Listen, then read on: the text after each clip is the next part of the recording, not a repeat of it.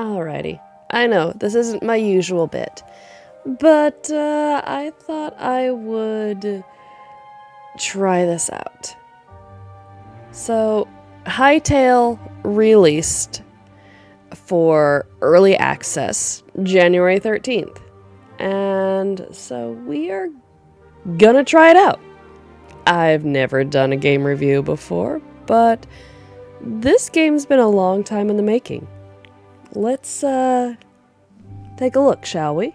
Here we got, I'm guessing this is like your launch screen, your lobby. And this is what they gave me to start with. So we're gonna put a new avatar. Oh, sure. That, fine. Worlds.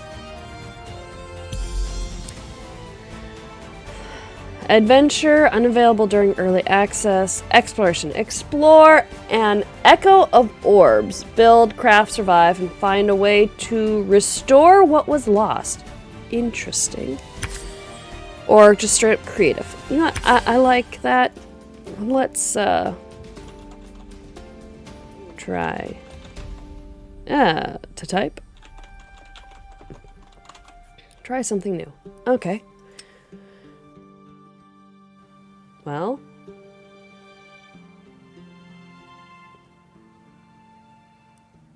inventory.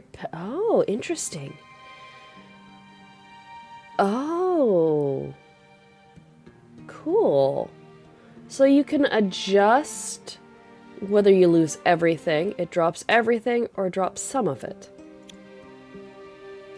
And how much you lose, okay, so basic, it's you lose half of it, and things take damage. Interesting. Alrighty. Let's create this world and see what we think.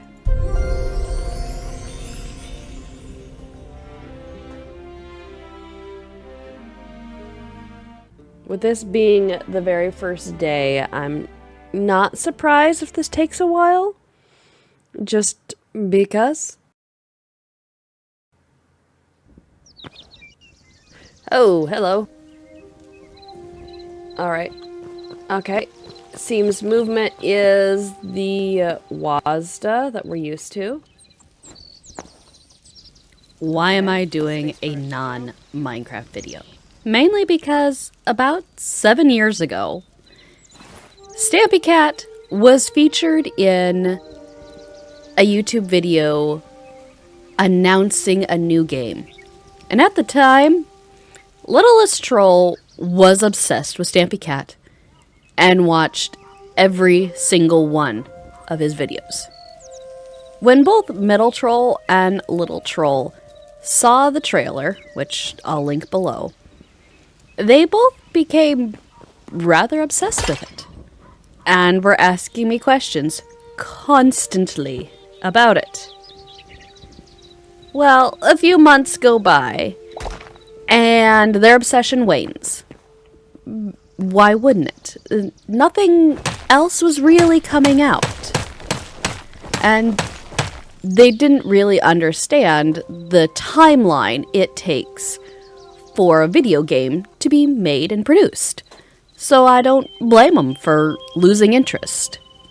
Then, a few weeks ago, one of my TB server mates asked if anyone else was going to be joining the Hytale pre-release. Here we are. You might ask yourself, why did it take so long for this game to be made? That trailer video dropped 7 years ago. And we're just now getting the pre-release game. There's a bit of a story here. And I'm going to try and do justice to telling you that story. Simon and Hypixel Studios, most well known for their Minecraft server mini-games, kind of started with an idea back in 2015. 2016 rolls around and they start the development of this game.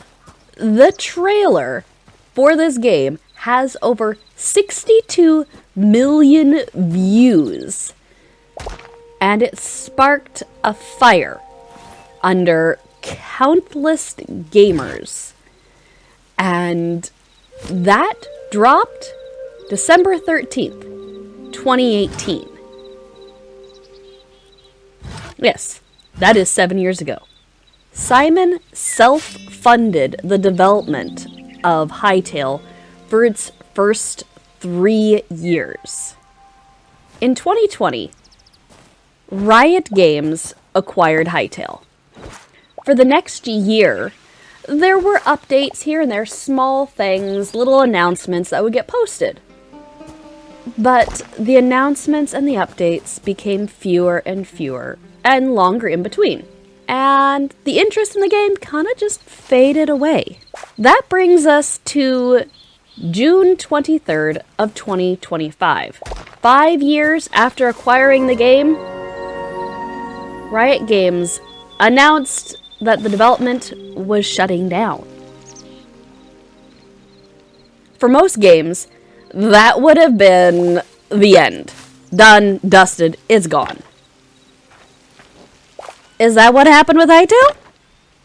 Well, if it had, I wouldn't be making this video.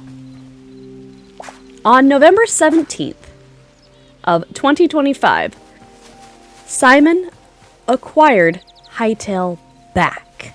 He proverbially got the band back together and started back in on development of the game. Then, on November 28th, came the post that set the gaming world back on its heels. Hytale would be available for early release on January 13th. For those of you who don't want to look at a calendar and do the math, that's 8 weeks and 1 day. 57 days after he announced he acquired the game back, he's saying it's going to be available to play. Looks like for him, taking a break really brought the spark of development back into his life. Now, how did this happen? The Hytale crew went back to their original vision and scope for the game. That meant they are working with 4-year-old code and the same engine that they used for the original trailer in 2018. On to my review of the game. This is not going to be a deep delve. If you want Balrog level information, you're going to have to look elsewhere. I've spent a few hours playing the game, and I'm trying my best not to compare it to Minecraft. Because what else are we going to compare it to? Minecraft is synonymous with block games, an open world and sandbox. That's kind of what this is. It's an open world game. It's a sandbox. You go out, you gather materials, and you build things. You've got monsters that you fight. But that's kind of where the similarities end. Some people would say it looks like a heavily modified Minecraft. If that were the case, it is so modified that there's almost no Minecraft left in this. Yes, there is an element of mining, and you do craft, but there's a lot of other games where you do that. Simon has gone on the record and warned people that this is going to be rough. That the game's not polished, it's not where he wants it to be, but he wants to get it out there for people to start playing. Every day since release, there have been hotfixes. Good. They're finding the bugs, and they're fixing the bugs.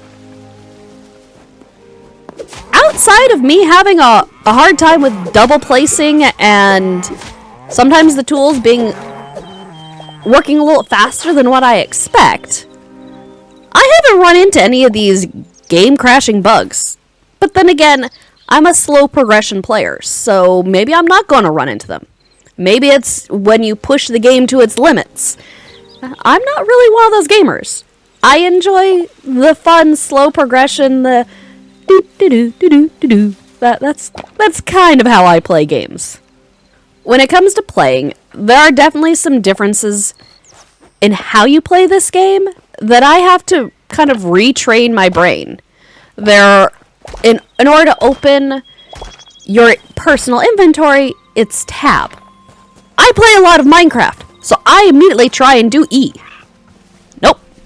And to interact with your crafting benches, my first instinct is to click on it. No, you press the F button. And so I'm still working around retraining my brain, going, nope, that's not how you do this. This isn't Minecraft. And on the subject of the crafting, that's kind of the only thing that maybe annoys me about this game. Or maybe it's just that I haven't gotten used to it. They break up the crafting. You have different crafting benches for different things that you're gonna craft. So you have a crafting bench for your armor. You have a different crafting bench that you use to make your weapons. You have a different crafting bench for farming stuff. You have your basic crafting bench, which allows you to do like the very introductory things. And then you have these other workstations that let you work with the materials that you've gathered, but it's not necessarily for crafting them. Like you have a spot for tanning hide into leather. And you have a bench where you work with the stones and turn the stones into other things sometimes. So with that, with the crafting broken up, that is a big difference between this game and Minecraft. Also, darkness does not necessarily mean something's going to spawn in your face and eat you, which I kind of like. I like not being afraid of the dark. It's kind of nice. Because when it comes to games, I'm a scaredy cat. And yeah, not having darkness equate to always being danger is a nice thing different. And another thing that I really like about this game is the music. The music is constant. It isn't just like it slightly fades in and then it goes away for a while and then it'll come back, or if you go into a different biome then it triggers the music for that biome. The music is consistent. It plays throughout the entire game. Yes, it will slowly fade into music, I think, for different biomes. I think the different areas have their own music. But it's just enough in the background that it's not obtrusive. It doesn't start and stop so startle you. Not like, honestly, Minecraft and some of their cave noises. I wish they would stop. But the music is constant. Another nice thing is when you end up in like those danger situations, the music changes. Not a drastic, like suddenly you have a whole different soundtrack playing.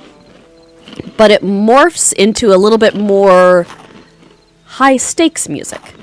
So you're getting that auditory trigger of, oh, I need to be aware of where I am. Something's gonna happen.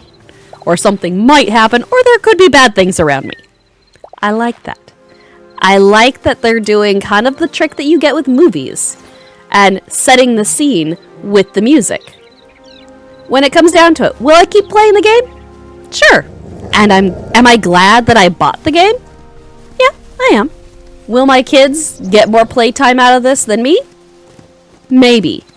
Am I using this as a distraction from my minor burnout from Minecraft? Yeah, definitely. And another thing. I really, really am loving the colors and textures of the game. Especially the sky. If you get this game, look up. It is gorgeous. Bottom line.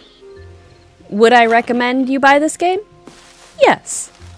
But unless you really want to go above and beyond and support the developer and the game, buy the base game. It's $19.99. Any of those other tiers, the stuff that you get is just cosmetic. So it's not a pay to play. You get special stuff so far for buying one of the higher tiers. Just get the $19.99, and I would say for $20, this is a really good game. TLDR, it's a fun game. And keep your eye on Simon and Hypixel. There might be more stuff coming.